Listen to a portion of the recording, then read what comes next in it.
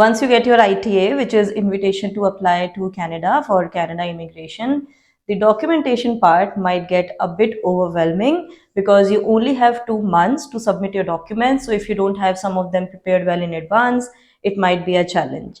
So in this video, I'm going to share all the documents that you would need for your immigration purpose.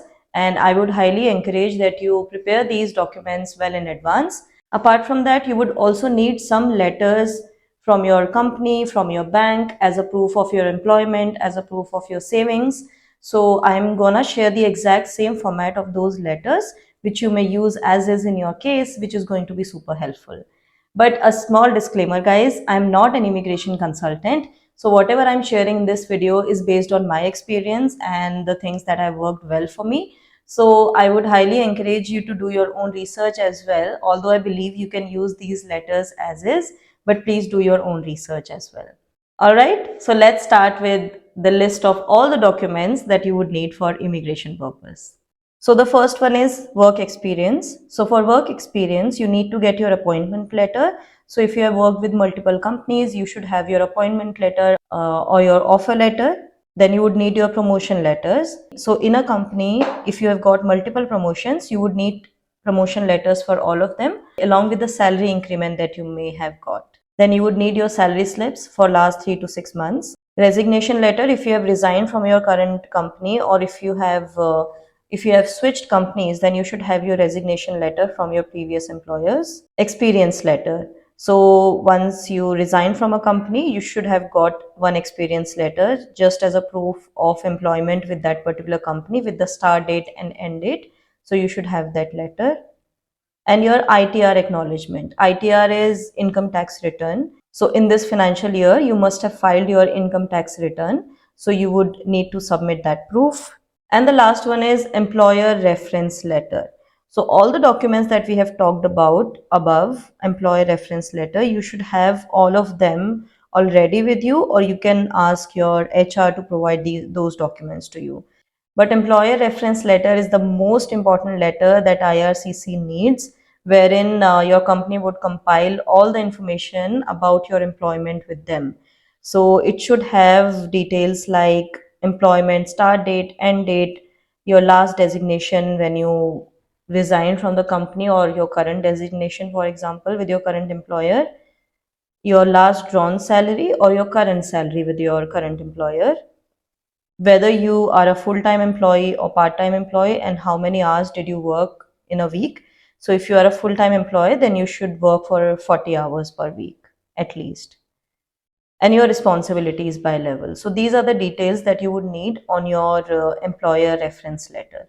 Now it might seem a bit overwhelming. Don't worry, I'm going to share one exact format of employer reference letter that you would need from your company. So you can just copy it as is. So here is the format: to the immigration officer, IRCC, date when this letter was issued to you, employer reference letter for the applicant name. For example, in this case, let's say it's for Komal. So employer reference letter for Komal. This letter is an employment reference letter. This details the actual tasks undertaken and duties performed by Komal while employed with XYZ company. Komal commenced her employment with the company on, say, January 2020 and continued to be a part of the company till April 2023. At the time of exit, she held the position of a manager. Her total salary at the time of relieving from the company, that is April 2023, was, say, 17 lakhs. As per company's policy, the employee worked for 14 hours in a week, which is a proof that Komal was a full-time employee with the company. During her tenure with the company, her responsibilities and duties included the following. So designation number 1 is the current designation or last designation, which is manager in case of Komal, and then list down all the responsibilities in bullet points. Designation 2 would be assistant manager, and then list out all the responsibilities in bullet points. Then designation 3, 4, etc. All the designation that you have held with a company, you have to list them down here. Please do not hesitate to contact me if you require any further clarification in this matter. You can reach me on my business email. This reference letter is issued at the specific request of Komal for submission to the Canadian High Commission in connection with her application for immigration or permanent residency and may not be used for any other purpose.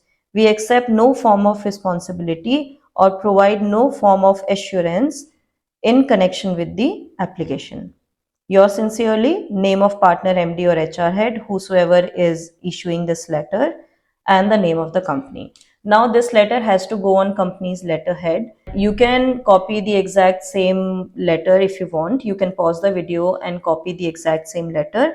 Or if your company has a specific format, because there might be some other people also immigrating to other countries, so you can use their format as well, but just make sure that it has all the important details like your name, your start date, end date of your employment with the company, your last designation that you held with the company, your last drawn salary, and you were a full-time employee, so the proof for that as well. So just make sure that it has all of these details, and then the format and the wordings can be little different.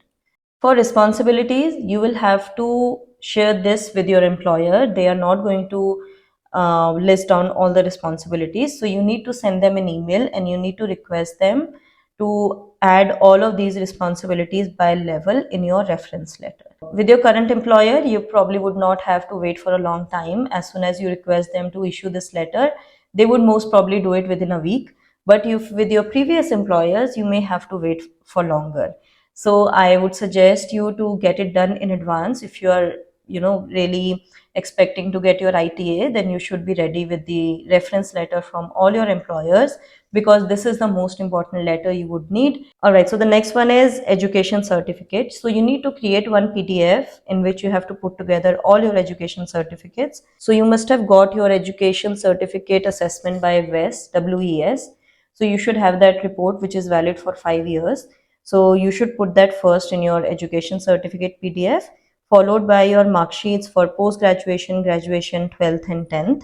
And then also add your IELTS result, your TEF or TCF result if you have taken a French exam. And just put them all together in one PDF. Next is proof of funds. You would need a letter on your bank's letterhead to declare that you have this much balance in your saving account or any other investments that you might have with the bank, for example, FDs or RDs, PPF, PF, etc. So you would need to get a letter from your bank separately for each of these investment types or your saving account. And if you have a PF account, for example, with your employer, you would need to get a letter from Provident Fund office as well. So I'm going to share a format with you, which I've used. You can use the exact same format if you want. To whom it may concern, this is to certify that account holder, let's say Komal in this case as well. This is to certify that Komal is holding a saving account with, say, Citibank with a total current balance of, say, 30 lakhs, which can be encashed immediately. This letter is issued on the account holder's specific request without any liability on part of the bank or its officials. Place, date, yours sincerely, bank manager's name, and bank's name. You need to get this on the letterhead of bank, as I said, and you need to get a separate letter for saving, for FD, for PPF. So instead of saying to whom it may concern, you can also say to the immigration officer, IRCC, and the rest of the format remains the same. So this is the exact same format that I have used, but if your bank uses a slightly different format, you can use that as well. But just make sure that it is on the bank's letterhead and it has all the details listed out. For example, your saving account number, what is the balance that you have, can it be encashed immediately, and what is the place and the date when the letter was issued to you, and your bank manager's name along with the signature. So all of this you would need from your bank. Next is medical acknowledgement letter. So once you get your ITA, you would have to get your medical done. So you would get it done for yourself, for your spouse, or for your child, and you would get the report for your medical assessment via email. So you need to submit it to IRCC. Next one is PCC report. So PCC is not valid for children. It is not required for children actually. You just need to get it done for yourself and for your spouse, and you would receive this report as well via email. I've talked about this in my previous video. PCC is something which takes the maximum time. So this is something which can be done before you even get your ITA. You don't have to wait for ITA to get your PCC done. So if you want to get more details on this and you want to understand how much impact can it have on your visa processing time, then I would suggest you go and watch my previous video if you haven't done already. I'm gonna pin it somewhere here. Next is marriage certificates. So if you're married, then you need to get your marriage certificates, and you might also have to submit some additional documents. So in our case, we only had to submit marriage certificate because we have been married for a few years and we also have a child. But if you have got married recently, you might also have to provide your marriage photos and a copy of your marriage invitation. So just keep that in mind.